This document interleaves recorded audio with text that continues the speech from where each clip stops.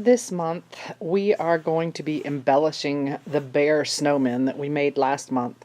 So in your kit you have 5 rectangles of fabric that are for scarves. They are all the same size, so you can use them wherever you want. The colors are not exactly what the pattern said. You also have another rectangle that's the same size that is for the hat for snowman number 3. If you want to swap it for a scarf, that's fine. You have 2 brown squares, one with the polka dots and one that's more solid, and those are for the hat on snowman number 1. Then you have a green square, and that is for the star on snowman number 2, and then there's a small red square that's for the earmuffs on that same snowman. And then there's a larger red square and a small brown rectangle. Those are for snowman number 4. The red's for the heart and the brown's for his hat. And then you have 5 different oranges for noses on the snowman. Now, I already said that you're welcome to mix up the scarves any way you want. If you don't like the fabrics that are in your kit, you are welcome to substitute. You are welcome to change how the snowmen are dressed. They're all getting a scarf in the patterns that you have.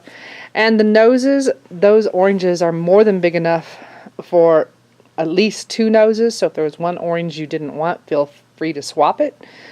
But this is what's in your kit. Again, you are welcome to substitute out or change the way your snowmen look.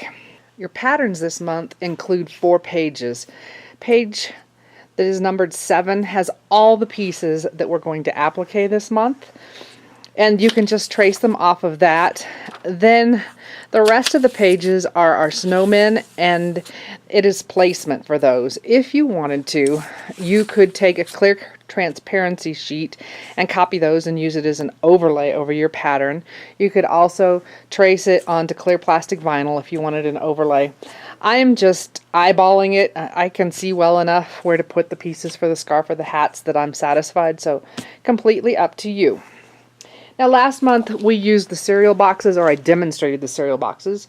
Again, you can use whatever you want, any applique method you want, but I'm using the Templar heat resistant template plastic this month, just so I can show you something new. I also like it for small pieces. So the template plastic has kind of a dull side and then a shiny side. I'm going to be tracing on the dull side, and you should be able to get all your pieces out of one piece of template plastic. I was actually using up another one. So you're just going to place it over the shapes on your page and trace them. I used a mechanical pencil, which works just fine. I'm tracing on the dull side. If you wanted to, you could use a fine Sharpie. That would work too. Whatever you want to use. The pencil works for mine. Now when I am tracing, I do go ahead and write on these what the thing is, just because that way I know which side I traced on. And this is going to be the side that's going to be against the wrong side of my applique fabric, and I will be turning my edges onto the shiny side. So if it's backwards, I know that it's facing the right direction. So once I have them traced, I'm just going to cut them out on the lines, and I want to cut as smoothly as I can because, again, I'm using the starch and press, or the template method is what the pattern calls it. So I'm going to cut them as smoothly as I can on the drawn lines. I am not adding a seam allowance because I'll be adding my seam allowance for turning it under when I put it onto the fabric. So I'm just cut this out. And the reason you want to go as smooth as you can is because any lumps or bumps that you have in your templates, those translate into your applique. So however smooth your templates are, that's as smooth as you will be able to get your applique piece. So after I have it all cut out, and you could have done this with the cardboard too, sometimes you get some little points. If you feel it and it's not smooth, you can use an emery board to just sand those little bumps out. And you could also use fine sandpaper. So anyway, I would just sand that down till I was satisfied. And then this one is going to be used on my brown fabric. So I'm going to flip it over to the wrong side. I'm going to take my template, and I mentioned already that I want the dull side, the one that I wrote what it was on it, on the wrong side of my fabric. I want to place it on there so I have at least 1/4 of an inch all the way around, and I do like to tip pieces so that they're kind of on the bias, like where there's a curve, whenever I can. And in this case, I don't care where the pattern goes. And then I just use my mechanical pencil again. I'm going to trace around my piece on the wrong side of my applique fabric. If you don't want the mechanical pencil, you could use a friction pen or something like that that irons away. And it's pretty light. I can see it. I don't know how well it shows up on the camera. Once I've traced it, now I'm going to cut it out, leaving my 1/4 inch seam allowance all the way around, or about 1/4 inch. When we get to the carrot noses, you may want a little bit less. Now, speaking of the carrot noses, they are pretty small. So if you didn't feel like appliquing those, you could embroider them on. There are also some Jabco buttons over in the cross stitch section at the store. There are carrots in there, so you could buy carrots and use those, sew them carrot buttons, and sew those on for the nose. It's up to you. I will say that there probably are not enough buttons at the store for everybody to buy them, but if you're using buttons on your snowman, I would recommend waiting to put them on until after your quilt is quilted, especially if you're having somebody else quilt it so it doesn't get caught on their foot. So now I can put my template back on here, and from this point on it's the same as last month, so I'm not going to show it. I'm going to paint my starch on, and then I'm going to use my iron to just turn up my edges and press slowly until everything's dry. I painted the seam allowance all the way around. Once it's pressed under or pressed over all the way around, I usually do flip it over and make sure that there's no dampness left at all. And then I can remove my template and I'm ready to applique it. I did want to show one trick that I have shown in past years. If you're making circles like the pom-pom on this hat, or ovals like the earmuffs, then go ahead and trace them and cut them out, leaving the seam allowance around the edge, and then just a needle and thread and do a running stitch inside the seam allowance all the way around. So I'll finish that off camera. I finished my running stitch, and now I'm just going to take my template, whether you're using the cardboard or the Templar plastic. I'm going to put it on the wrong side and pull up my running stitches so that it gathers all the way around the template. And then knot it off. And at this point, I would take it and paint my starch or sizing or best press all the way around on those seam allowances, and then press it dry. Next, I will clip my running stitch in a couple places, and I can pop my template out, and there's my piece ready to applique down. This helps to get smooth curves on those circles and ovals. It just is easier than trying to turn it with the edges of your iron. I've done all my applique, and I just wanted to talk a little bit about adding the faces to the snowman. I'm going to use floss and French knots, but I wanted to show you some options. Right here I've set some teeny tiny buttons on for eyes. Those would work. And here I've put some black beads on. Those would work. On both of those, I would recommend that you wait to add them until after the quilt's quilted if you're having somebody else quilt them, because even if you're having custom work done, if the machine slides, if you're having a long arm person do it, if the machine slides over, those can get caught under the hopping foot and broken. So I would really recommend that you wait to put them on until after the quilt is quilted. But I'm going to use just 6-strand floss, and when you're using floss, you want to find the end that pulls out easy. There is another end, and it's gonna wad up and kind of knot up, so the end that comes out easy, I'm going to cut my 6 strands off. And in my opinion, floss does have a nap, so the end that I cut is where I'm going to want to put my knot. It's probably not going to be that big a deal for French knots, but And then I want to pull out however many strands I want to use. In this case, I'm going to use 3. So I just pull out 1, grab another one, 2, and 3.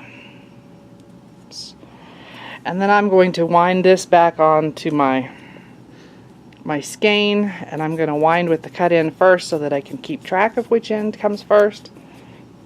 And then I'm going to line up the ends of the floss that I just pulled out and put them back together again.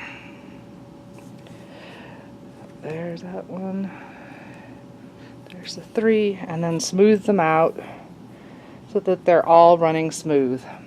Now, for French knots, you could use a straw needle. It's a long straight needle, so it's very nice for knots, but I'm not going to recommend that you go out and buy special needles just for a few French knots. So an embroidery needle or a chenille needle would work. You need an eye big enough for the thread to go through. You also need a needle that will make a big enough hole to pull the thread through your fabric without it catching and knotting, but you don't want such a big hole that it leaves a gap. So I'm going to do my quilter's knot again like I did last month. I'm putting my tail over my needle, holding onto it between my thumb and forefinger.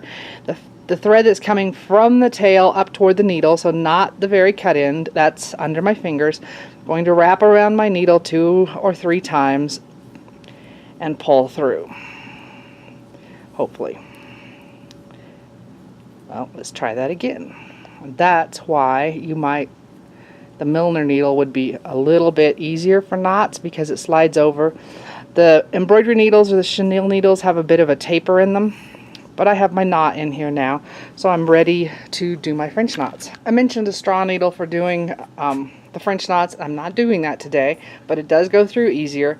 When I say a straw needle, I don't mean the same size we used last month for applique. I was recommending a size 11 or a 10 or a 9 last month. If you want to use it for French knots or other types of knots when you're doing embroidery, you're going to want a size 1 or a size 3.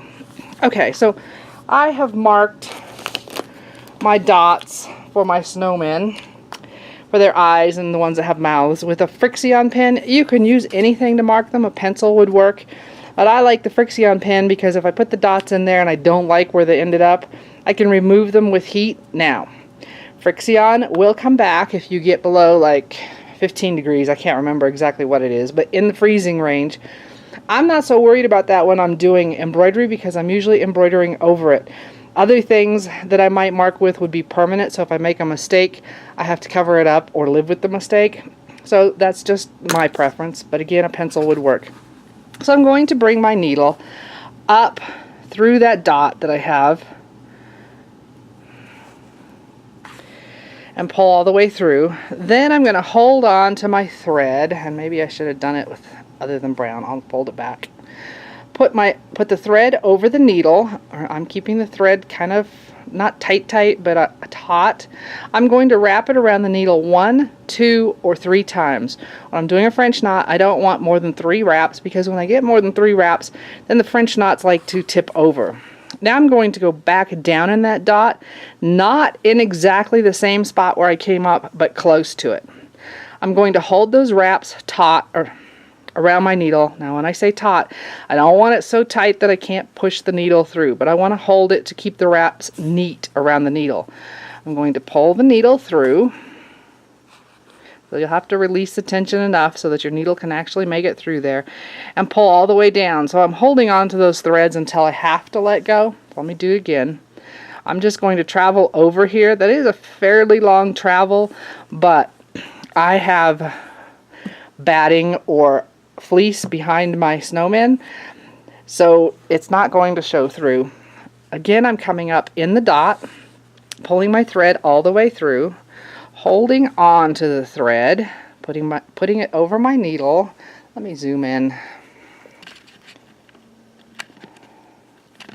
Just this brown is kind of in the way, so that's why I'm tipping it back. I usually wouldn't be tipping it back, but it's hard to see my black thread. So putting the thread over my needle, wrapping around the needle 1, 2, or 3 times. In this case, I'm doing 3. And then I'm going to hold on to those wraps so that they stay neat around my needle. I'm putting my needle back down in the dot, not in the same hole where I came up, but close to it. And I'm going to continue to hold on to my thread so that my wraps stay neat around my needle and my thread once my needle goes through. I'm going to release enough with this embroidery needle that the eye can go through. I'm going to keep holding on to my thread as I pull through until I get really close to the end, and then I'm going to let go. So that keeps my knot neat. So there are the two eyes for that snowman. I'm going to flip over to the back and just take a couple stitches, just like I would with any hand stitching. Go through my loop and do it again. There are neater ways to finish off embroidery, but like I said, this is not going to show through because of the padding I put in there. And then just clip off, and I will continue going through my snowman. So let me zoom back out. So you can change the faces however you want. So number 2 has eyes and a mouth. Number 3 has eyes and a mouth according to the pattern. Number 4 is just eyes. And number 5 is eyes and a mouth again. I decided to go ahead and show you what a straw Millner needle looks like. This is a number 1. It is a long straight needle, but I need the lower number. Remember, the lower the number with hand needles, the bigger it is, so the wider it is on the diameter, or the thicker it is, and the bigger eye it has. It's still not a huge eye, but it is long. So let me just do a French knot with this needle. I'm going to do the same process. I'm going to come up through my dot.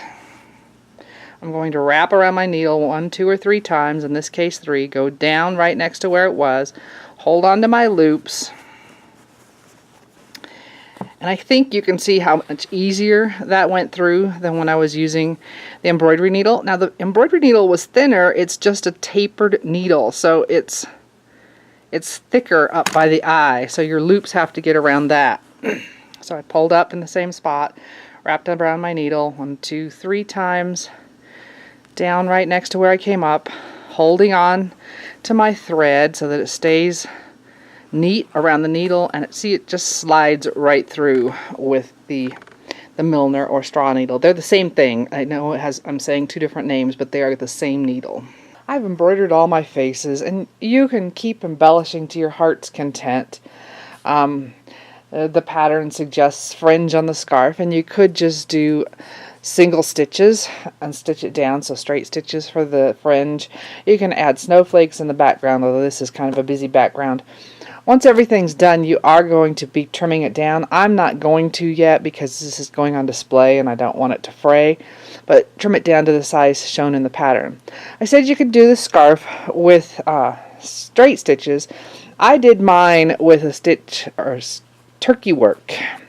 So it's actually dimensional fringe, and I did it with 6 strands of embroidery floss so that once I've done the stitches, those strands will start separating and have a fuller fringe. So I've saved one spot to show you how to do it. I will also put a link in the description of this video so that you can go to another video I did a long time ago that shows turkey work and spends a lot more time on it. So like I said, I have 6 strands of embroidery floss. I did not tie a knot in my thread, and I'm going to be working on this last scarf. So no knot. I am not coming up from the back. I am going to take 1 small stitch from right to left. So I'm going back out to the end of the scarf, just right here. I'm going to pull through. And oh yeah, you need a needle big enough that those 6 strands will fit through. I happen to be using a chenille needle. I'm going to leave a tail hanging off, and that's on the front of my work. I'm going to come back over to the right of where I came up. I'm going to take another really short stitch about from right to left, and I'm going to come up pretty much where that first tail came out. My thread is below my needle, and I'm going to pull through so that I get this little tiny stitch. It's right here at the edge of the scarf. Okay, I'm going to zoom back out or you're not going to be able to see anything I do. Okay, so I'm going to come back again from right to left, a little tiny stitch, and this time I'm coming up right next to where that last stitch, or not the last stitch, but where that horizontal stitch went down. I'm going to pull through, but I'm going to leave a nice sized loop. I will be trimming these later for the fringe, so it doesn't matter if it's a little bit long, you just don't want it too short. So now I have a loop there. I'm going to go back beyond where that loop start or ends and take a stitch from right to left, coming up at the base of that loop or right next to it. Again, my thread is below my needle, and I'm going to pull through. And again, I'm going to leave a loop. From here on out, I'll be leaving loops until I get to the very last stitch. So I just want to make sure it's going to be long enough for me to trim off later. And I'm going to go back and take another stitch from right to left, coming up where that base of that furthest to the right edge of the loop is. Whoops, I want my thread below my needle, sorry. Nope, that's right. I had it right the first time. No, I didn't.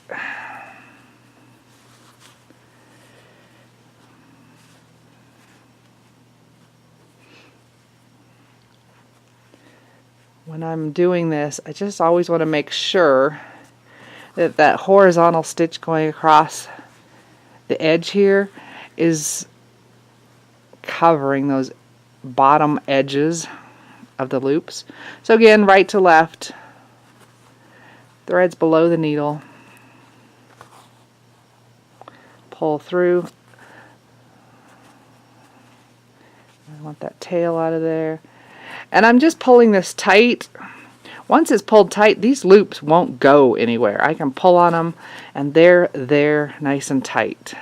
So I'm going to just keep working across, and actually the thread only needs to be below the needle when I'm doing the second part of the stitch, the horizontal stitch across the bottom.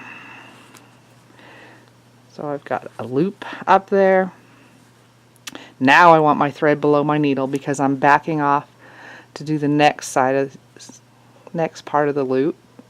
Well, to finish off that horizontal stitch. I don't know that I'm making a lot of sense when I'm talking, so I'm going to pull through.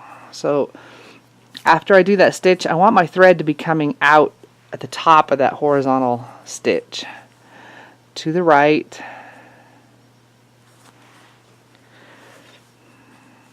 And pull through. And even with a big needle, 6 strands of floss, it takes a little bit of work to pull through. So I've got my loop there, so I'm going to now go back right to left, and I need my thread below my needle, coming out basically where that loop, the furthest right loop edge started, and pull this tight. So when I'm not making the loop, I'm pulling it up tight. When I am making the loop, I want to leave that loop above. So right to left, pull through, leaving a loop. Now that I have that loop, I need to lock it. So I'm going again right to left, coming back up where that loop was. And now my thread's below because I'm doing that horizontal stitch. Pull through. I'm going to do just one more loop. So I'm going almost to the edge of the scarf. Pull through, and I need to do that last locking stitch. So again, I'm going just to the right. I mean, I'm making this one really short because I don't want it sticking out beyond the edge of the scarf, and pulling through. So I have that locking stitch, and now I'm just leaving my thread on the top like this. I'm not pulling it through to the back. So now I'm ready to trim it up. If you wanted to, you can leave loops hanging with turkey work. They're not going to go anywhere, but I want this to be fringed. So I'm just going to cut off. That was my end going into the needle. And now I'm going to just cut the loops apart. And you can play with this to get the fringe to loosen up. Now those aren't even, so I'm going to give it a haircut. So I want them all sticking out there. And I'm trying to kind of keep my fringe all a similar length. So, whoops, there's one more loop. And then I can just trim this off to whatever length I want my fringe to be. Better to start with it too long than too short, because this is a pain to tear out if you want to change something. So there's my fringe, and over time those 6 strands of floss will separate so I have a fairly full fringe. So it's an option. It's not something you have to do. It's just kind of fun to have that dimensional fringe on your quilt. So for me, that concludes this block. Let me just move this so you can see. There's the first 2. There's the 3 and 4. And then there's 5 moving into the camera. Like I said, it will need to be trimmed down. The pattern says what size. I'm not doing mine yet. You could keep embellishing. You could add arms on these guys. You could add buttons to the ones that don't have anything in the center. Just whatever you want to make it your own. And I will be pressing it. When I'm pressing applique, I'm pressing from the wrong side, usually with a nice fluffy towel on the ironing board so that I'm not flattening my applique.